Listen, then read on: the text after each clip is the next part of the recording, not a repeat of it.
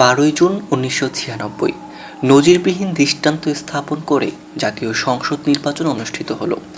নর-নারী নির্বিশেষে জনগণ স্বতঃস্ফূর্তভাবে হাসতে হাসতে ভোট কেন্দ্রে গেল, হাসতে হাসতে নিজেদের ভোট দিল, আবার হাসতে হাসতেই ঘরে ফিরে এলো।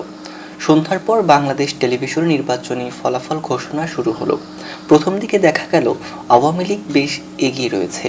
রাত 10টার পর আবার দেখা যায় বিএনপি বেশ এগিয়ে রয়েছে।